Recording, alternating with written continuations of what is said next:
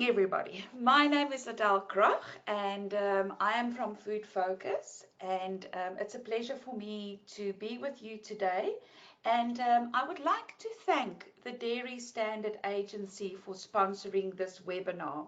This is the 9th webinar for this year, and the DSA is definitely doing their best to ensure that they provide information throughout to industry, to support them, to interact with them, and all of this they are doing to ensure that we can promote and improve the quality of all milk and other products that the consumers are interested in. So today's topic is a very interesting topic, and something that I think we would all like to know more about, of how to control managing flies on a dairy farm. So flies is definitely not only a nuisance, but they are also vectors of bacteria and disease. And for this reason, the management of flies on our dairy farms is crucial because of the impact on the dairy operations by interfering, among other things, with the cow's health as well.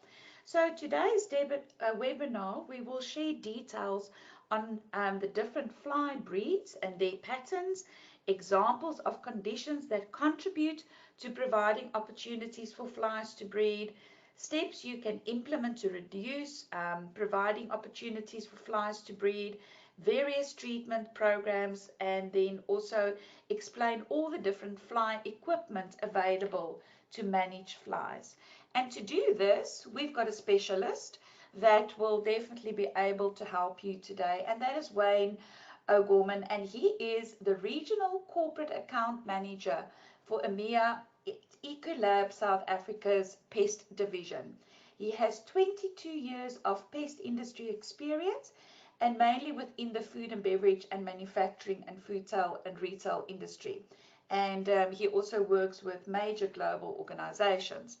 So Wayne, it's a pleasure for me now to hand over to you, and we hope that you will be able to teach us something today that we are not aware. So Wayne, over to Sure, thank you very much. And as I said, welcome to you all, and hopefully we can have an interesting and interactive session. So let's just start on flies. We've set out a nice agenda for this session. So we've done the introductions. What we're going to do is we're going to go into the different flies, their habits, their breeding patterns. We're then going to touch on the contributions to fly infestations, predominantly at dairy farms. This is a session that's aimed at this sector.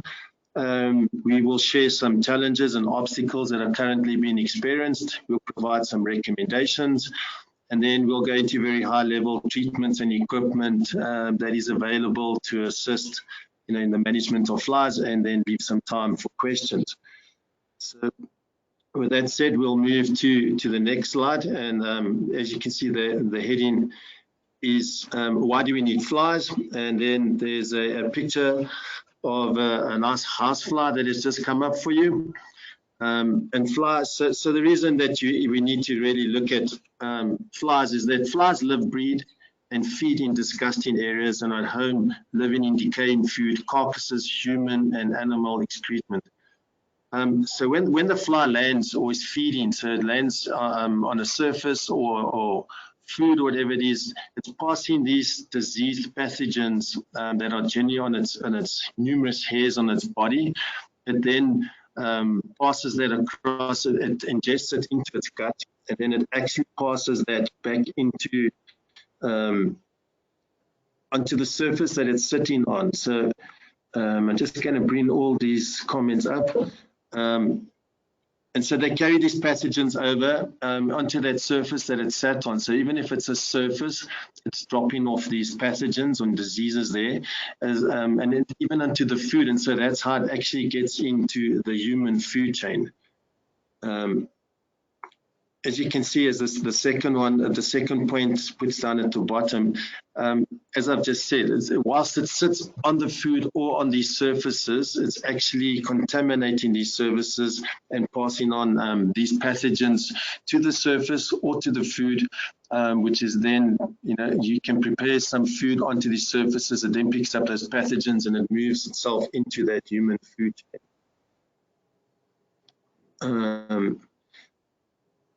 So what we have added in the additional, because of this been discussing to the dairy farms, is that these flies also actually sit on the teats of the cows, and they pass these pathogens onto the teats. So if they sit on one cow to the next cow, these pathogens are actually moving onto the teats. And of course, we're all aware that those pathogens will cause harm to the cow in this process. And as mentioned by Dal earlier on, there's also a nuisance factor. So, when the cow's out grazing, it now needs to graze. So grazing actually is part of the process to help to produce milk and keep the production and the capacity up.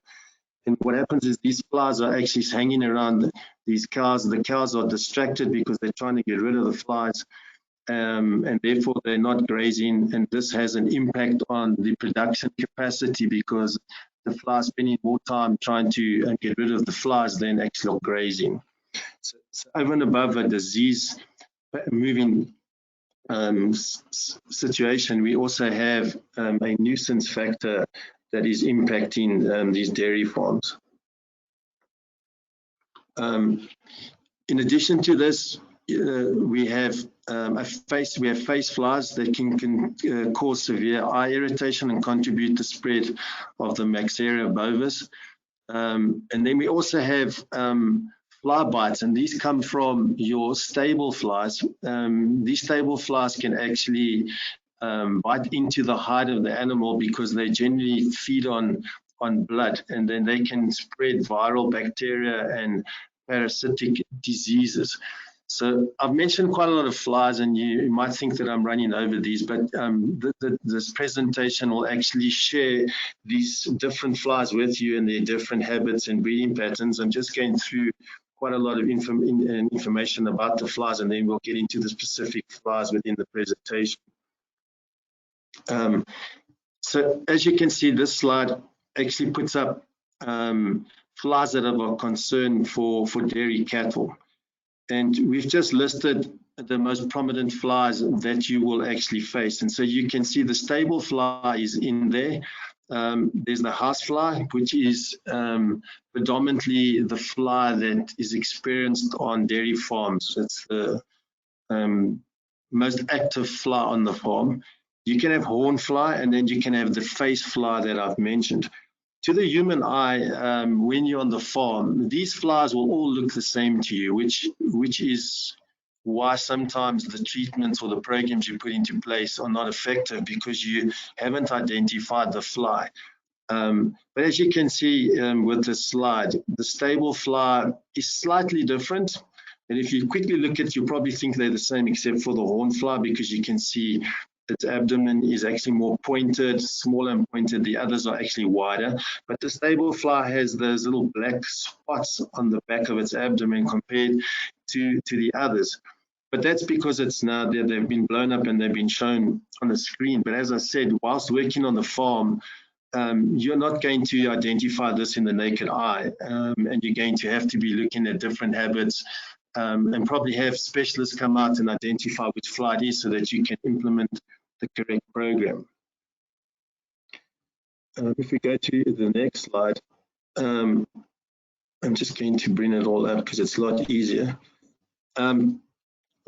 So I've highlighted in bold and yellow. It's important to understand the biology and the behavior of flies in order to develop an effective control program. And I mention this again because if you're treating for a stable fly and you're dealing with a house fly, you could find that your program is not effective. So it's very important that you understand which fly you're dealing with. And you could actually have all different flies within the farm. So you could be dealing with stable as well as house flies. So you need to adapt the program and your monitoring systems to these different flies so that you can actually have an effective program. I've also shared below additional flies. They're predominantly not specific to a dairy farm, but I think you need to be aware of it because some of these flies would be evident around waste areas, and you're going to have general waste.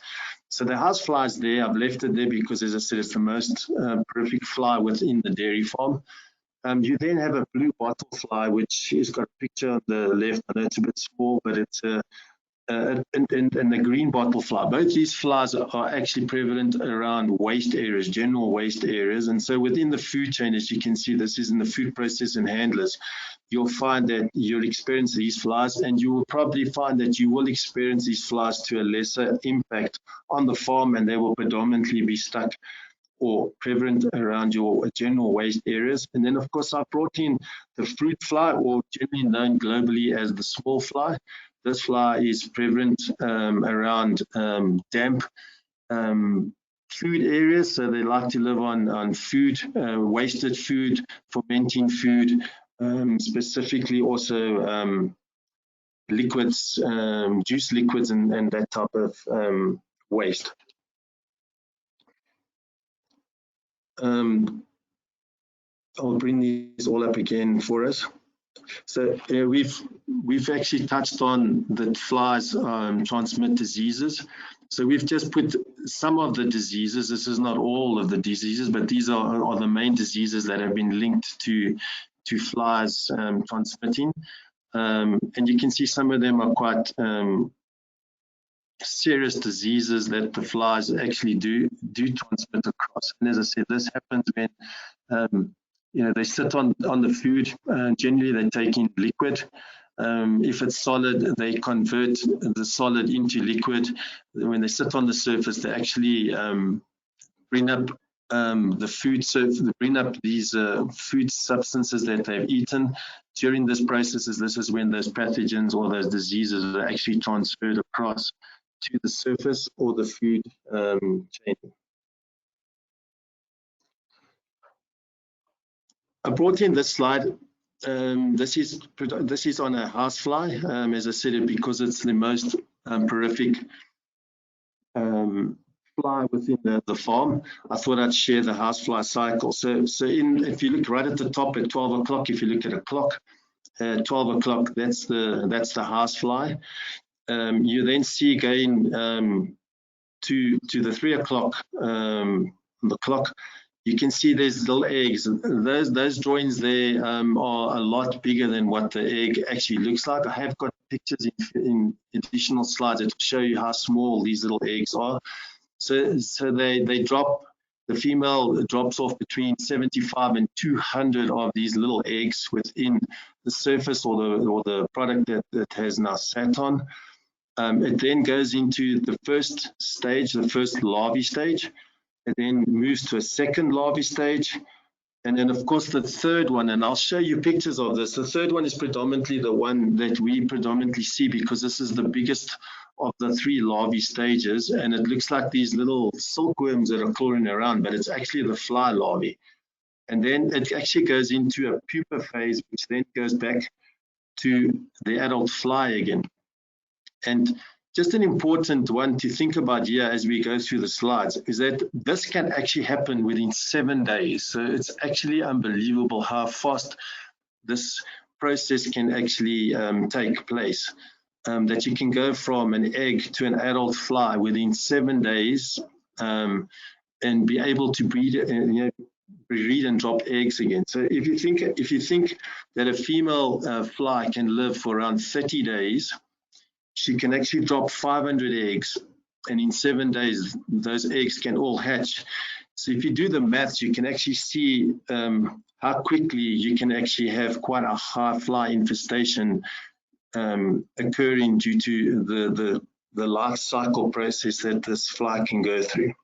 And that's just of one fly. So we've just put it out more. As you can see in the top corner, there's a better picture of the eggs. As I said, I've got an actual picture of them in the next few slides, but you can see how small it is, and then it actually goes around to the first stage, second stage, third stage, and then to the pupa. As I've said before, a female fly can live up to an average of 30 days. A female can lay up to 500 eggs in her lifetime. So within those 30 days, she can lay 500 eggs. They're not all laid at the same time. It's generally in 3 to 5 cycles. And each cycle could be anything from 75 to 200 eggs. They eat on liquid food. However, if they land on solid food, whilst they're processing it, they take the solid food and they process it into liquid food, and then their body actually regurgitates it and brings it back up on to the surface that they're on, which ultimately spreads some of the diseases which I've covered in a previous slide, but they've been mentioned here again. They lay their eggs in rotting vegetable matter, meat, excrement, and in warm conditions, as I've said, a housefly can complete its whole life cycle within 7 days. So that's quite a fast turnaround time, and this is why it actually, you can see why the infestations can get so big.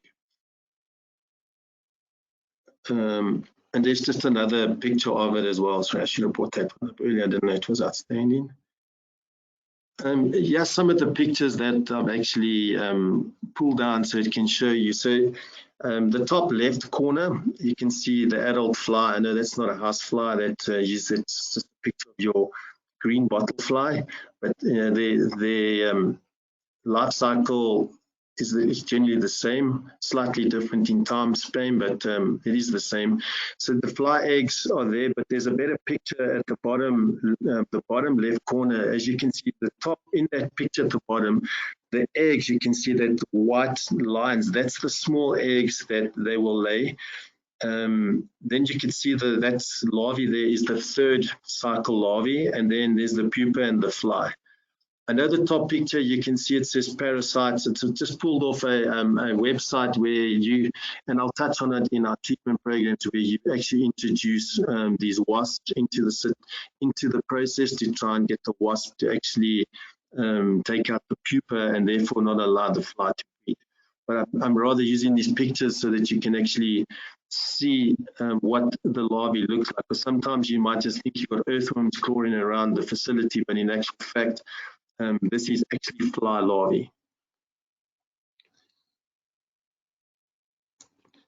I've managed to get hold of a chart from one of the experts in our industry, and he shared this with me to show how the life cycle of a fly can actually be impacted by the temperature. So if you think in winter, the temperature is 16, the research that's done shows that an egg in hours to hatch would then be 49 hours. And if you then look at the bottom, I mean, just say the second bottom, say our temperatures are around 30. So in winter, it's taking 49 hours, but in summer, that same process is actually taking 10 hours for this egg to hatch. And then if you look from larvae days to pupation, it's 11 to 26 days in winter. But you're looking at 5 to 6 days in summer. So you can already see how fast the process is moving in summer compared to winter. And then the pupa to adult, 18 to 21 days. In summer, 4 to 5 days. As I just said, you're looking on average at 7 days. And then you can just see the average and the total life. In the last column, you're looking at almost 45 days in winter compared to 10.4. If you round it down, it's probably 10 days. So this graph just again shows you on the research that's been done that in summer months that that supports the factors that the fly will breed a lot faster in the summer months.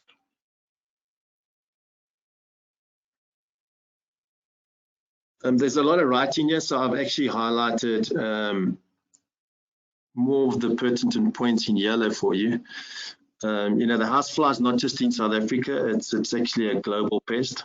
In actual fact, from the time that I've had to do this presentation, I've actually spoken to a couple of my colleagues globally, and the housefly is not the most important fly. For instance, in a dairy farm in the US, in actual fact, the horn fly is actually more prevalent there. But they do have the housefly. I've touched on the adult female laying eggs a few days after hatching. laid a total of 5 to 6 batches, 75 to 200 small white oval eggs.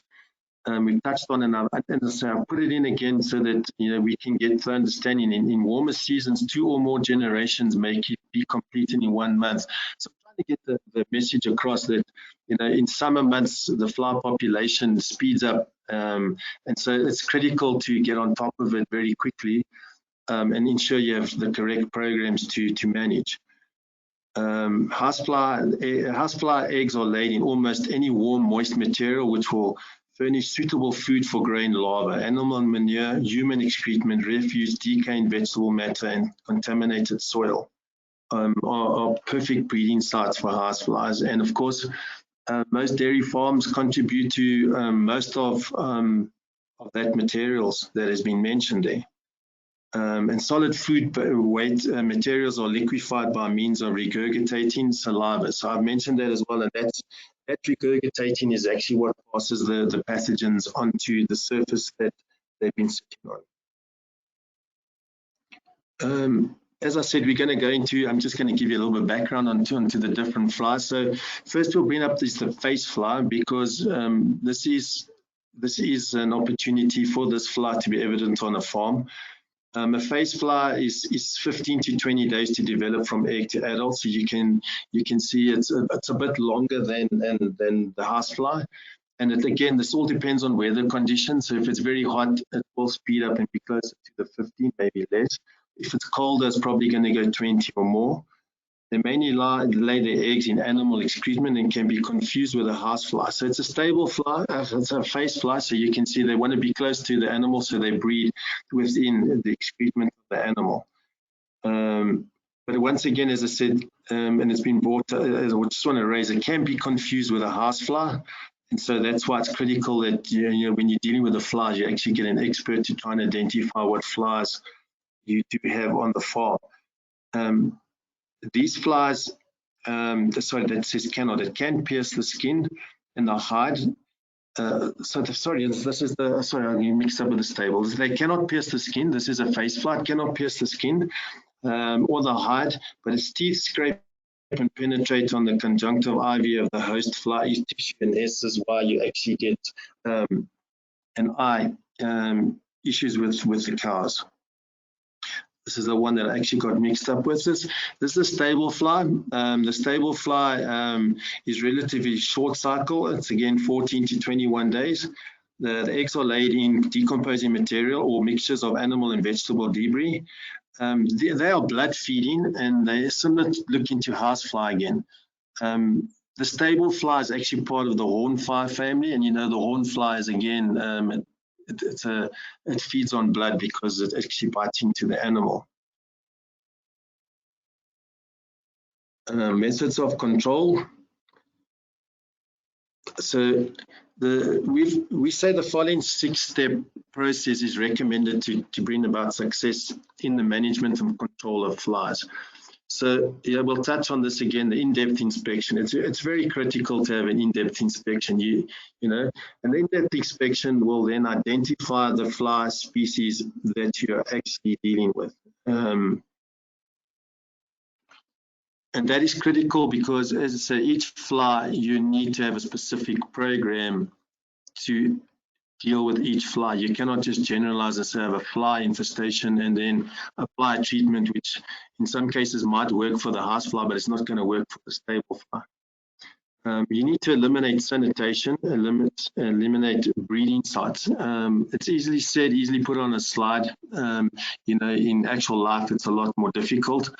But it's something that has to be worked on, has to be improved, because if you don't do that, you cannot keep on relying on different treatments to bring success. So it's got to be part of the program, and you've got to find ways to manage the sanitation and their breeding grounds in a more effective way to support the program that you put into place. And then there's the structural maintenance, which could be including screening and caulking of cracks around doors, window frames. So that's more pertinent to your manufacturing plant.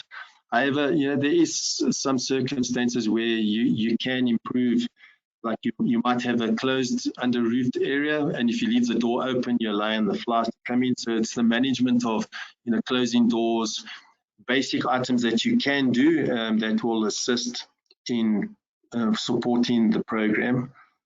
A lot of work needs to be done is looking at a fly monitoring program. It's the best thing, it's the best process to include, because in today's world everything is going to being proactive and to being and to look at monitoring of the situation. So if you place monitors, and it could be any different, it can be a variety of different products, from red tops to insect light traps to there's new devices coming out that look like big screen TVs that have glue boards in the middle. You place these down as monitoring devices, and you place them in strategic areas so that you can actually see where there's a high fly population, and so you can then focus on that area to say, this is the area that's causing the situation. What do we do here? It might not just be a pesticide treatment. It could be, as I said, a sanitation. It could be a structural issue. You need to look at those different areas.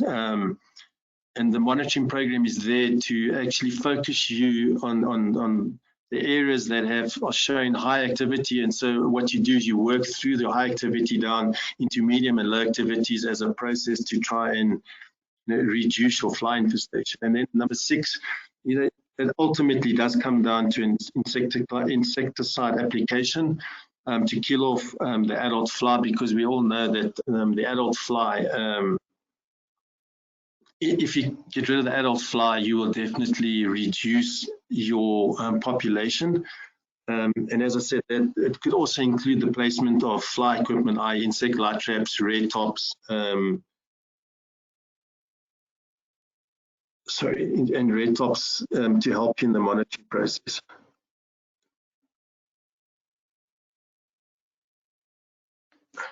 Again, it's a lot of writing, but as I've highlighted the most pertinent points that we should be looking at. So again, it comes up with sanitation as the basic and most important step in all fly management. And as I've said earlier, it's easy to say, it's not easily done in a working environment. And as I said, I've got a lot of experience even in the food manufacturing process.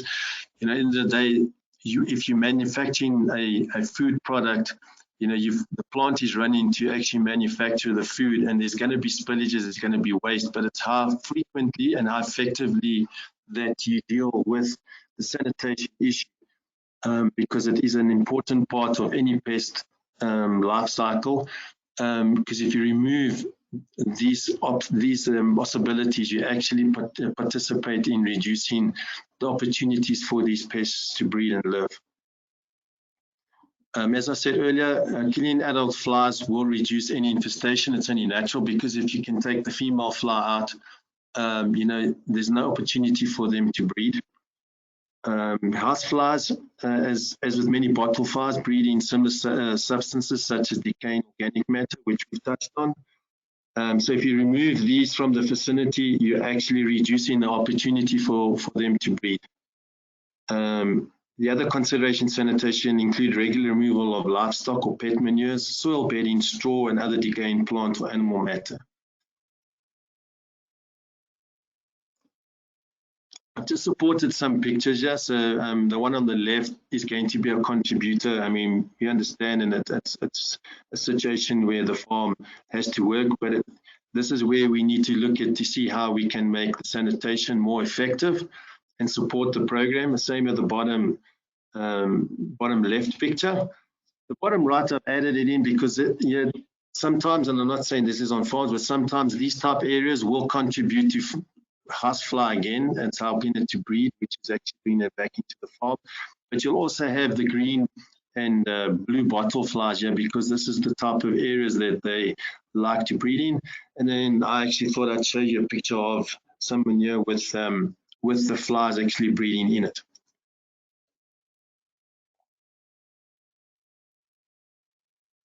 Again, there's just some writing that I thought I'd add the slide in, but again, I've just touched on that in a sanitation program in fly management should be tailored to each specific site. So it's no use saying, well, my dairy farm's the same as another dairy farm, same as another dairy farm. You all may have similar facilities, you all do the same processes. However, each farm is going to be unique to itself, and so it's very critical that an in-depth inspection is done and a management program is being designed and tailored for each actual farm. And as I said, the most important is identify which flies that you are actually dealing with. And then make that program specific to those flies. The rest is pretty much stuff that I've touched on. And as I said, you could read on them through them, and then I think the presentation will be shared. I just don't want to be repeating and going through similar information. I've added some more pictures. So again, the top left, you're going to be contributing to housefly here. You actually could also be contributing to the small fly or fruit fly, and then of course the green and bottle fly here. There's just more pictures of the manure. That these type of three scenarios, these three pictures will be a huge factor to contributing to fly infestations. In conclusion of this section, so you can see going through all these slides, the objective of a successful fly control program is obtained through inspections, correct identification of the fly, effective monitoring, proper applications, precise recommendations, and effective verbal and written communications. If you can get that all together, we believe that you can have a very effective fly program that will help reduce your fly population. Touching onto the next topic. Current challenges, obstacles that was within the sector. So we do have the electric grid insect light trap, and what I mean is that it's a normal fly unit, but inside is not glue boards. It's actually a grid. So when the fly comes in, is attracted by the lights. It comes in, it hits the grid. When the fly hits the grid, it actually breaks up into quite a few pieces. And these pieces actually sometimes will fall in the tray. However, they can fall outside of the tray, and this will spread disease and bacteria around. Then you do have the other option, which is the insect light trap with a glue board. But with the high fly population and sometimes dealing with the situation of the farm, you cannot close it off, so the flies will be able to come into these areas. The glue boards will fill up, and therefore the glue boards will have to be replaced on a more regular basis. And of course, there's the cost to that. And at the same time, it's actually having somebody in the facility that's now having to manage and go and make sure that these glue boards are actually being changed. But it is an effective way. And secondly, it's a good monitoring device because you can actually start to work and see which glue boards actually have more activity than others and what flies are on there. There are numerous pesticides registered for fly control. However, if not applied correctly and in the correct area, these applications can be deemed ineffective or will be ineffective. I'll touch on that one in further slides as well, in further points here. There's no consistent fly applications applied to all areas of the farm. So sometimes we forget to treat the calf areas. Sometimes we forget to treat where the waste is being moved to. So we have to look at the farm in totality. So that one is brought up that we need to make sure the program or whatever program you choose is actually covering the whole plant. There is insect growth regulators, IGRs. Products are available, take time to show results. It's because of the pressure to have results on a faster basis and the urgency to have fly reductions that some of these programs and some of these products are actually not in use at the moment. There's no proper fly monitoring programs in place that is actually giving you early identification or providing you with proactive steps to actually consider or how to reduce your fly infestation. So this is where I said we'll touch on these dosages. So there's, the pesticide labels need to be read and the applications applied in accordance to the label.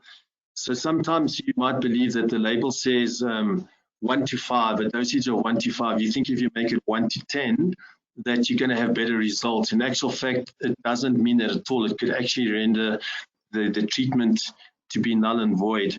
And also, if it says that your nozzle should be spraying out at 2 ppms and you're spraying it out at 5, thinking that you're doing better, also it might not bring the results that you're looking for. So it's critical to make sure that you follow the label and that the equipment you use is set to the right dosages to make sure that the products that you're applying are actually going to be working. Pesticide applications have to be applied in accordance to the animal safety as well as to limit product contamination. So it's not easy just to go and spray. You have to take into account the animal that's there. And secondly, you also need to be very mindful of not allowing pesticide to land up into your product, which is a serious issue for you. Milk waste as well as water drinking troughs will also contribute to flies. As I said, the fly likes the liquid, so this is going to be right down the housefly's alley. Milk waste is a liquid, and so is the water trough, so it allows the fly to actually breed faster and eat faster. And the buildup of animal waste, as I said earlier, and I think we've touched on it, it's easy to be said, it's not easy to be done. A strong recommendation is to have a full in-depth inspection assessment conducted of the entire farm, as this will highlight all areas of concern and provide you with an opportunity to consider a detailed program specific to your farm. It's touched on in the conclusion as well. It's the best way to actually manage fly infestations. I think we're doing fine for time, 42, okay. Treatments available, so I've listed 6 blocks. We have the residual misting treatments. This is where you apply spray, or you've got these misting devices where you actually put fly products into it and you actually mist down the areas. The reason you'll do this is because it's you're trying to get the adult flies. You're either going to spray them or you place in a residual on a wall. The fly sits on the wall or sits on the surface. There's this residual. As you know, the fly actually sits on it, picks up the pesticide in its hairs, and it actually feeds it into itself, which actually helps knock it down. Bait painting will do the same. So bait painting is also a product. You take the fly baiting products, you actually form it into a paint, and you actually paint it on 2 different surfaces. And when the flies sit on the bait paint, again, as I just said, they pick up the receptors, they pick up these, and the hairs, they pick up the paint. The paint is then ingested into their systems, which actually knocks them down. The treatment of waste, so there is products that you can spray to treat the waste, and sometimes there's a lot of products that you can actually use that will help slow down the fly breeding cycle within the waste. There's the placement of red tops, and I know I'll show you some pictures of all these products as we go through it now. There's the placement of red tops or fly attracting units. So there is the red top, there's the eye catchy, there's quite a few of these available for you. They can also be used as monitoring devices. There is the downside of them in that because they smell, they will attract more flies to the area, but they do trap flies in the units, and they can be used as good monitoring devices. There's insect light traps, and then considering serious consideration of using the monitoring devices. So if you just go into the pictures, you can see this one is products that you can use. These are spray and bait products. You can see in the bottom left, you make it into paste, you paste it in areas where the flies will sit, and then they ingest it. The same with spraying. It's again just some more products. You can see the yellow in the top left corner where you paste it on because the flies are sitting there. It's a good way to get the flies to sit there and to ingest the paste. Some pictures of insect light traps. So the top left is a glue board unit. It can also come in a grid unit, but as I said, it's the better unit to be used. That is, the top one is a suspended unit. The bottom one is a wall mount unit. There's a picture of the red top fly bag in the top right corner. And then I've shared this picture at the bottom. As I said, there's this new product that's out. Ecolab has actually developed it. It looks like a big screen TV. If you look at the product, you can see at the bottom of the TV, there's a little box.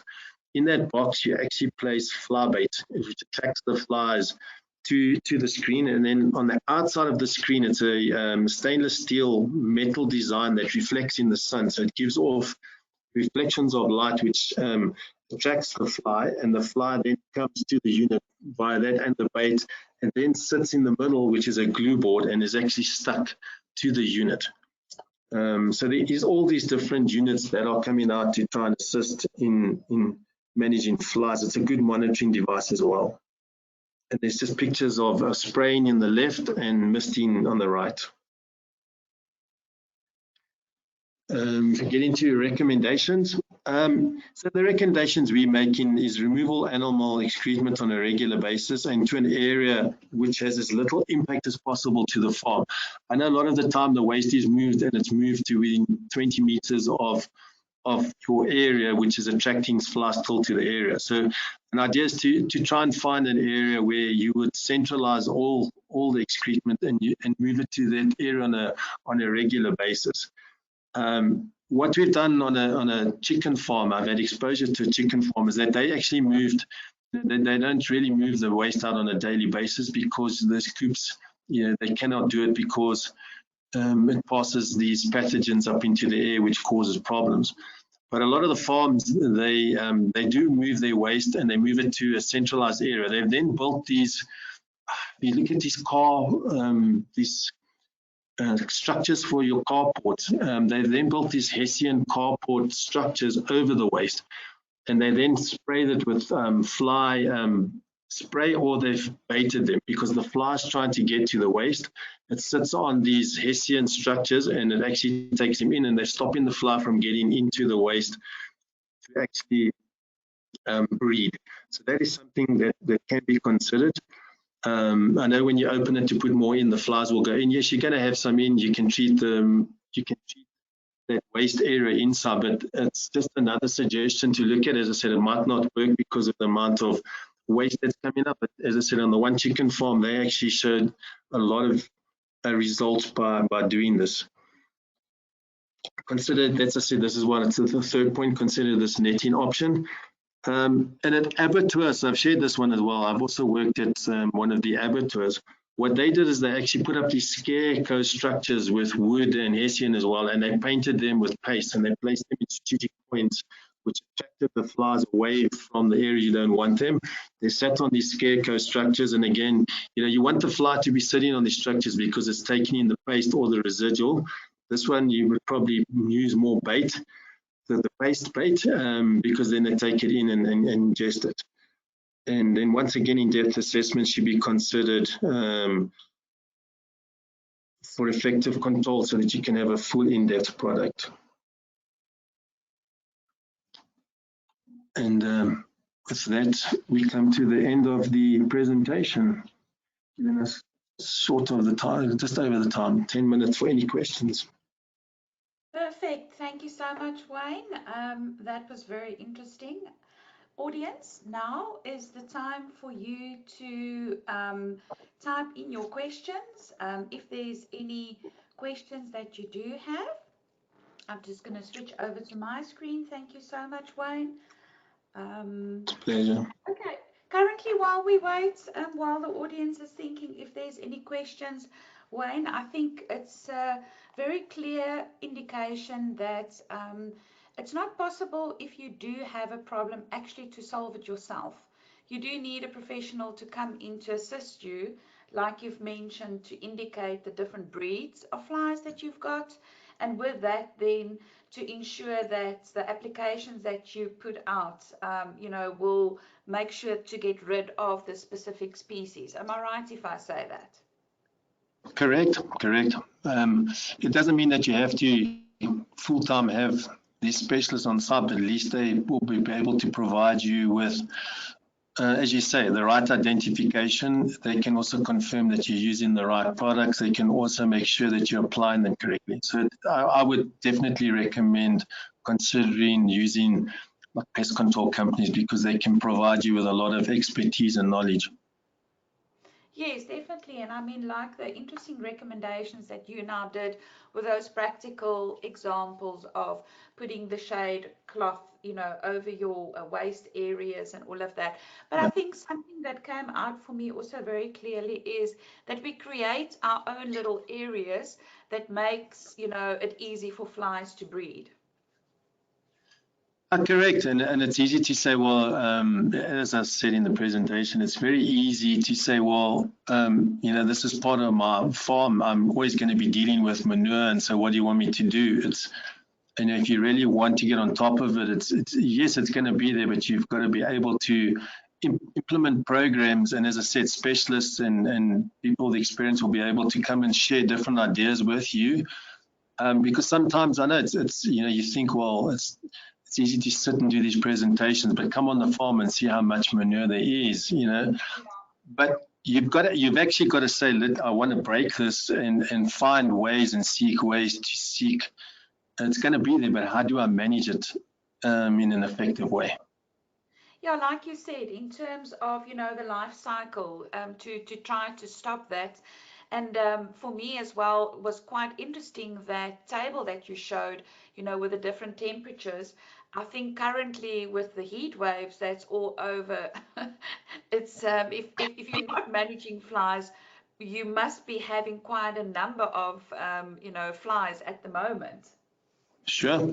It's fly season. So we're very busy. So sometimes we actually, so we just break out of this one. So we get a lot of these coffee shops where you sit outside in the open and they just expect you to come. So we call it a Barbie one. You come, then you say to the flies, please don't come here. So yeah, and then again, you'll find that there's waste bins that are sitting right next to them that are not being cleared. So yeah, we actually, what we do and how we and what we're processing, and you might think you're doing the right thing, but you could actually be contributing to as you say, forming an area for a fly to just easily breed. Spilt milk, waste, you're providing it with food, and then you're providing it with a source to breed. Yes, yeah. Okay, I've got two questions here. The first one, a person, Louis wants to know if do you have experts that work in the Stellenbosch area, Western Cape, that will be able to help and identify fly genera and species if they've got it on a monitoring device? Yes, we do. Okay, so what we can do is we can make sure um, Wayne's contact details is currently on our website, but we also will make sure that we point it out after the recording is available on the website. So that's definitely that. Okay, and then we've got another one here. It often happens that on one farm the environment is clean with proper fly control, but still have major fly problems relating to adult flies. What is the impact of flies traveling with the wind, etc., and the ability of flies to travel long distances? What is the type of distance that a fly can travel? Research has shown anything 3 to 5 kilometers. So the wind will have an impact. In some areas, even in residential areas, you'll have a horse farm that you have these estates where there's horse farms, and people 5 kilometers, maybe even further, will actually experience flies. So your farm might be you've got proper mechanisms in place. Unfortunately, you could have farms around you that are not doing the same, and yes, they will impact you most definitely. The flies will definitely come in. And of course, your farm can be good sanitation, but of course, as I've just said, you're going to have factors that on the day will contribute to that fly and attract it in. So yeah, it would fly, as I said, any research has shown anything 3 to 5 kilometers, sometimes even more between. This is quite an interesting question. What is the best monitoring device to quantify the fly burden on a farm? I think it's a combination. Look, a red top is probably not to me. To me, the best would be the insect light trap, because the glue board will trap all different flies, and they're stuck there, and so you can actually analyze the glue board. So I would go with the insect light trap, and of course that unit that I showed, the big black screen TV is another good opportunity. Yes, yeah. And so it's clear that you have to understand the different species that you've got to determine what the different types of poison you need to use. Is that right? Correct. Correct. Some poisons are specific for houseflies. Some are specific to stable, and again the face fly. Generally, most of them will just say flies, but if you want to be specific to that, you can get a specific treatment. But also you have to look at the habitat. I mean, if you look at a housefly, it's 7 days compared to 20 days on some of the other flies. So it's more critical to hit the housefly, which is, as I said, it's got the biggest population on the farm, because so you need to identify and get programs in place to limit the housefly. So I'm sure in most of the situations where you've got monitoring devices and you're monitoring what flies you have, you're going to see that your housefly is your biggest Concern. biggest concern. Yeah. But the products are all specific to, you can pick up general products for flies, but there is certain of the pesticides you'd see, it'll say housefly because it's specifically designed Just to, for the housefly. yeah, Yeah. it's been Wayne, and designed to break that cycle. yes, yeah. I think that's the important part is to make the link of that the specific poison for the specific fly breaks the cycle of that fly. So, if you've got, the stable flies or the small flies or the flies that you've mentioned, but you keep on utilizing housefly poison, you're not going to break the life cycle. You're not going to stop the problem. Correct. As I said, I mean, if you look at the different flies, they breed in different materials as well, and so these treatments are designed to actually work in those different substances as well to try and slow down their breeding cycle. Yeah. But also, Um, it's over and above that, it's also making sure that you use the correct dosage and you actually apply it correctly. Because sometimes you have the right pesticide, but you yeah. don't dose it correctly and you don't apply it correctly. And sometimes that actually, I know you think by overdosing that you're helping, but I've been 22 years in the industry. It doesn't matter if you overdose. Yeah, it's so funny. We as humans always think, the label and the instructions on the label is just there we always think if I make it a bit stronger or if I spray a bit Yeah. more, it's going to have a better impact. On that point, do you have any warnings to the use of unsafe chemicals used, for example, in the milk rooms? Like the use of aerosols in milk rooms or even in the domestic use of milk tank rooms.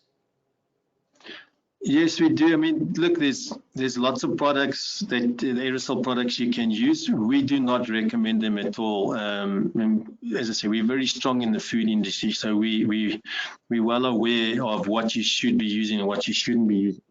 You can put it there, but we would never recommend it. And if you still want to override us and put it there, we'll make you sign an indemnity. So those aerosols, they have a pyrethroin in them, and that pyrethroin is actually the ingredient of most of your fogging solutions.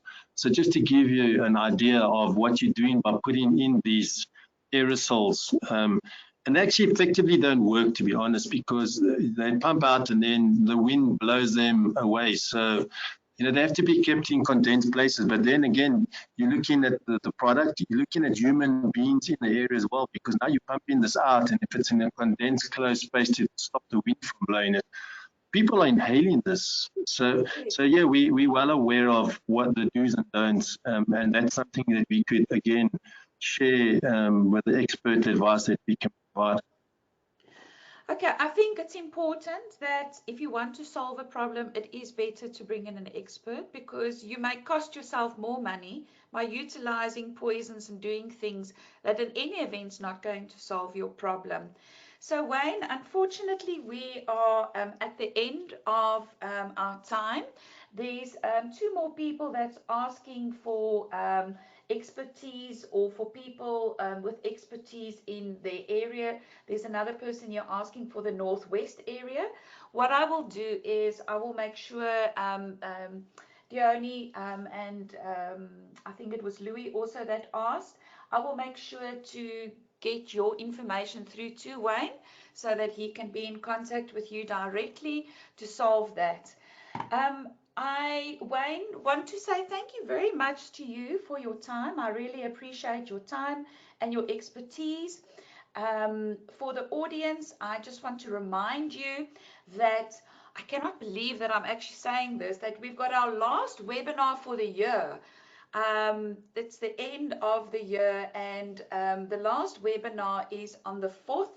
Please take note, this is not a Wednesday, but a Monday, the 4th of December, same time from 10 to 11, where Dr. Mark Chimes is going to, from the Dairy Standard Agency, is going to speak about the increase your profits with dairy farm animal welfare.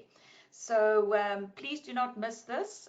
It currently is advertised on our website, on the Food Focus website. And like I've said before, if you have missed or want to make sure that you would like to send on this recording to any of your colleagues, when you go to the Food Focus website, at the top there's a grey bar. On the grey bar there's a little button that says resources. As soon as you click on the resources, it opens up a button that says webinars, and there you will be able to see all the previous webinars that we have done with the Dairy Standard Agency. So please note that you will be receiving an attender's certificate tomorrow, and please note you have to download it yourself. It's something that's generated by the GoToWebinar platform, so it's not possible for me to reissue it. Please note that attending these webinars, it's not giving you any CPD points, as the DSA or even Food Focus, it's not for us to apply, but it is for the presenters to apply with the Health Professions Council of South Africa if we would like to do that. So please just take note of that. And then from your side, Wayne, is there any comments still that you would like to say? No, just thank you all for the opportunity. And as you've said, anybody wants to reach out, I'm more than willing to support. Fantastic, that's wonderful. I will make sure that I put the people in contact with you that did ask about experts within. Bye-bye. Thank you. Bye-bye.